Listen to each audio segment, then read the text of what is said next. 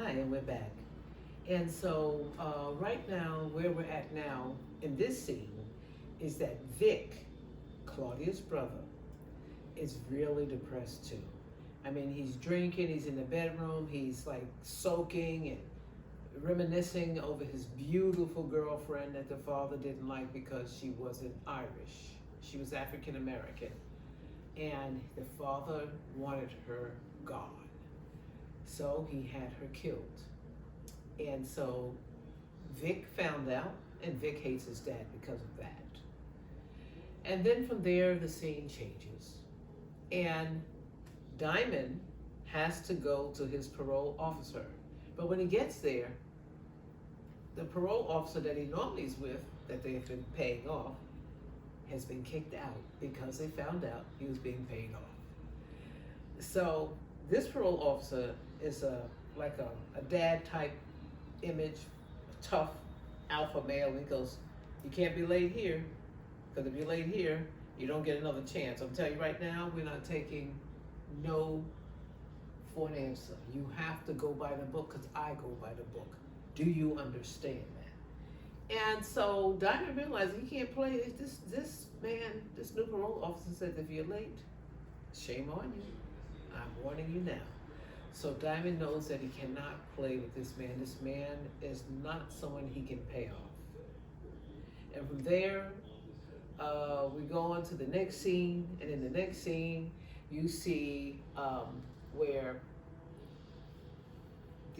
one of the officers, the CBI, she is sneaking to get Tommy's fingerprint off the car, while Tommy is talking to Diamond, because Diamond goes back and tells Tommy, I just went to see my parole officer, and he's not playing with me. And Tommy, they're having this business discussion, and then when he turns his back, that's when they get his fingerprints and realize that he's alive. And then from that scene on, they move on, and where we at now is that. Yeah, that parole officer was pretty tough. That parole officer was something else. Yeah, he was kind of like yes. He was scared. I think he was scared. He was scarier than Tommy or Miguel. Right. And from there they move on, and he's talking with his brother. The scene changes, and he's talking to his brother, and he's talking about, I really want to show you something. His brother says, like, what? And he goes, and he shows him this club, and he goes, well, we're intruding, we're trespassing. He says, no, this is for you. And he goes, what do you mean this is for me? And he goes, this is for me. He goes, and he wants to hug him. He says, whoa. And, Tommy don't want to get soft. He goes, look, I owe you this because my nephew almost got killed. And so this is yours. This will pay off all of your debt. And so that's, again, showing you how Tommy can be this real mean, tough guy. But then there's a soft side of him when it comes to family. Yeah, remember Cash, Keisha, aka Lala's son, in yes. the Richard Power book series, yes. how he was with him? Yes. Cash. Absolutely, Cash. Yeah, Tommy loves family, but he never really gets the opportunity to really enjoy family. And that's too bad. But now, there is Jenard on the basketball court, and he sees Chewy. And he says to Chewy, yo, nigga, I want to talk to you. And he goes, I see you over there with my brother. He goes, yeah, but I don't want to be with him and his white partner, that white boy. He goes, well, then come over here and work for me. Mm-hmm. And he goes, what? He goes, yeah, I'll give you 24. I think that's what he said. Anyway, he's giving him a better deal than Tommy and Diamond. And he goes, bet, I'm with you then. And that's how quick and easy that was. That's why I said, I knew that this guy was not going to stick around and be loyal anyway. He's going to take whatever he can get when he can get. And that's just the way it is, right? For sure, for certain. For sure. Yeah. And so that's when he does that, and the scene changes. And the next thing you know, here we go. And isn't that when Tommy's nephew gets sick and he's bleeding? Oh, Yeah, no, it's no. like, did he get shot again, or are we confusing our scenes here? No, what happened was, let's rewind a little bit. What happened was, we have, Diamond wants to take Tommy to meet the Latinos, okay? And all you can hear is screaming and torture. How frightening is that? But Jenard went there first. So let's rewind. Jenard goes there first, and he sees the guy screaming and all the torture. The other guy didn't. Diamond didn't see that, so that's a correction of that. And the guy comes out wiping his hand, the blood off his hands, and talking like he was just in there making stew. And he goes, "Where's my money?" And Jenard's like, "I don't have your money." He's like, "If you don't get my money, you're gonna end up like the guy in there, just like him." Yeah, he was getting his ears pulled off. Oh God, I didn't see that part. Yeah, I'm glad I didn't see rough. that. It was pretty rough. Oh, I didn't see that. Ew. Yeah, like I said, this was the episode of can I get another week, or can I make a payment arrangement? Another extension, right? Yeah, you take cashier's check, money orders. Yeah, that's how that went. And then what happens is he says okay, and then turns around, his brother comes behind and he says, "Is it true that you guys have a beef? Because I don't really care about your family beef. As long as you get the money, I don't care." And so that's how that went, right? Very cut and dry and simple. You give him my money, and you won't lose your life. And that's exactly what he said to him too. And then after that, Tommy and his partner, they go and they're talking.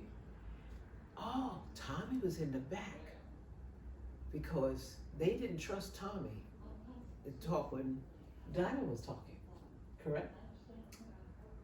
And what happens when he goes to the back? The guy goes, "Don't you touch nothing." He said it in Spanish. And he goes, "What does that mean?" The ball guy. He goes, "Don't you touch nothing." Like he said it in Spanish. like a caramel milk does. And he says, "Don't you touch nothing." And then that's when he meets the sister who looks like a runaway girl. You know, we start. Well, the sister kind of favored Liliana too. Maria. What's her name? Is her name Maria? Maria. Yeah, kind of favored the dark hair. Yeah. But Tommy kind of flirts with her, and she's like not having it. She's like, "Look, don't even try it. Don't even try it. If I were you," she gave me runaway girl vibes. If I were you, I would not stay around here. That's kind of what she said. And Tommy's like, "I'm not trying to rap with you." She goes, "Really? Sure, you could have fooled me." And that's when Diamond goes, "Yo, it's time to go. Don't talk to her." He goes, "Look, I'm not interested in you know what. I'm interested in the money." You know, Tommy has game. And he got game. Diamond was like, it's like a movie. Sure, you're not interested. Mm-hmm. And then after that, it's the hospital scene, I believe. And his, you know, Tommy's like, I gotta go. And he's like, "What happened?" He says, and he finds out it's his family problems. His nephew is hemorrhaging from an infection from the gun wound. And that's when Tommy runs into her again. Because he was trying to get his brother through it. It was so crowded. It was like, take a number. And he saw Maria, and she says, the receptionist says, "Do you know him?" He says, "Yes." And that's how she was able to bring him to the back and get some medical attention immediately. And I think also what this scene did, and I think we saw this a lot throughout the episode. I don't know if this is by intention by 50 Cent or Courtney Kemp or who's ever running the show completely over there. Because I know Courtney Kemp keeps retiring and still appearing, but there's a lot of social ill messages there. Yeah. Like, we got your back, but yet nobody's getting seen at a hospital. We're looking at healthcare disparities in America. And later on in the show, well, we'll get to this, but stop the violence while there's violence going on. So we see that a lot in this particular episode. Yes, carry on. I'm glad you put that up because I had a similar situation where, you know, here living in North Carolina, you know, it was kind of like take a number for my son, and we literally got there at 7 in the evening, and we had to take a number, and I literally saw the staff change, and we were there at 1 o'clock. the next day, not 1 o'clock in the morning, 1 o'clock the next day to be seen. Wow. And that was such a turnoff. I said, wow. I'll never go back to the hospital again. And this is supposed to be one of the best hospitals in the country. Duke, with some of the best doctors, have gone to this hospital to work. But anyway, moving right along. It's a little, so I understand what you say about disparity and disparities in health. Disparities in absolutely. Healthcare. Absolutely. Yes.